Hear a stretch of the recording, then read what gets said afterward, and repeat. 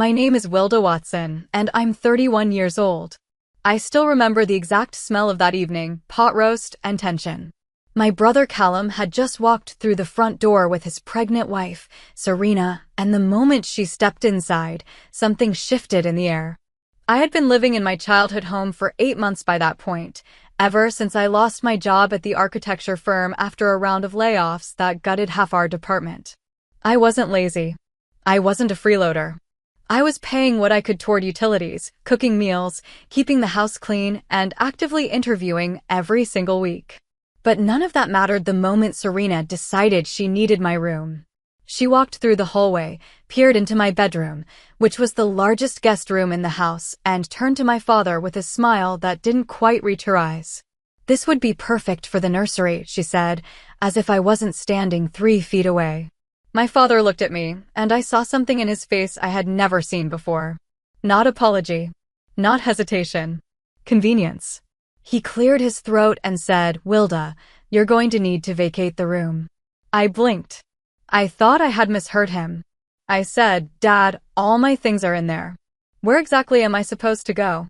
He waved his hand vaguely toward the small storage room at the end of the hall, the one with no window and a broken radiator, and said that it would be fine for now. I stood there processing what was happening while Serena walked into my room and started mentally redecorating it out loud. She was talking about paint colors and crib placement while my entire sense of safety crumbled quietly beneath my feet. I looked at my father again, hoping he would say something, take it back, remember that I was his daughter too.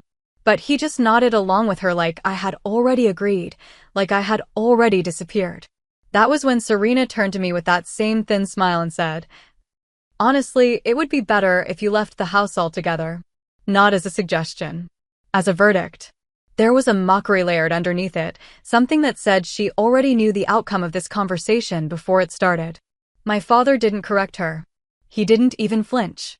He looked at the floor for exactly 2 seconds, and then back up at Serena and said, "She understands. Don't you, Wilda?" And in that moment, I understood something, but it had nothing to do with what he thought. What I understood was that I had been tolerating a version of my father that had been slowly shrinking me my whole life, and I had been so desperate for his approval that I kept making myself smaller just to fit inside his idea of who I should be. I had been the responsible one, the quiet one, the one who never caused problems, and in return, I had received nothing but the title of burden the moment I needed something back. I went to my room. I pulled out 2 suitcases. I packed methodically and without tears because I had learned a long time ago that crying in front of people who don't care about your pain only satisfies them. I took my laptop, my design portfolio, my grandmother's jewelry box, and every document I owned. My father stood in the hallway as I rolled my suitcase toward the front door and said, "You're being dramatic." I didn't answer him. Callum, my own brother, stood beside Serena in the kitchen doorway and said nothing. Absolutely nothing. I closed the front door behind me and sat in my car in the driveway for 4 minutes, just breathing. Then I drove away. I had $3,000 in savings and a contact, an old college friend named Priya, who had a spare room she was willing to rent short-term. I moved in that night. The room was small and the mattress was unfamiliar, and I lay awake until almost 4 in the morning just staring at the ceiling, replaying every moment of the evening. Not with sadness, but with a strange and clarifying anger that felt almost like fuel. Something had broken inside me, but it wasn't the part that kept me going. It was the part that had been holding me back, the part that kept waiting for my father to finally see me, to finally choose me. That part shattered completely on the drive to Priya's, and I didn't mourn it. 2 days passed. I had updated my resume, sent out 4 applications, and was in the middle of a virtual interview when my phone buzzed with a call from Serena. I let it go to voicemail. She called again. And again. On the 4th call, I picked up. Her voice was different, unsteady, almost shaking. She said, "Wilda, I need to talk to you about something. It's not true. What he told us about you, it's not true." I didn't speak. She kept going, her words coming faster now, and I realized that somewhere in the 2 days since I had walked out that door, something had happened. Something had been uncovered.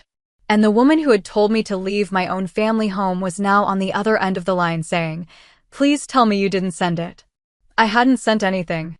But I was about to find out what she thought I had, and why it had turned everything she thought she knew completely upside down. I let the silence stretch between us on that phone call because I had learned, in the past 48 hours, that silence was more powerful than any words I could have offered. Serena was breathing unevenly, and I could hear Callum's voice somewhere in the background, low and urgent, like he was trying to calm her down. I finally said, "Serena, I don't know what you're talking about. I haven't sent anything to anyone."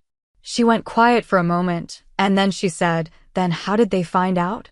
I asked her to start from the beginning, and what she told me over the next 20 minutes restructured everything I thought I understood about the night I was pushed out of my own home. Apparently, one of my father's neighbors, a retired woman named Gloria who had known our family for over 15 years, had witnessed the entire scene from her front porch that evening. She had seen me carry my suitcases to my car. She had seen my father standing in the doorway without moving to stop me. And Gloria, who had apparently always thought highly of me and had very little patience for what she called ugly family behavior, had told her daughter about it.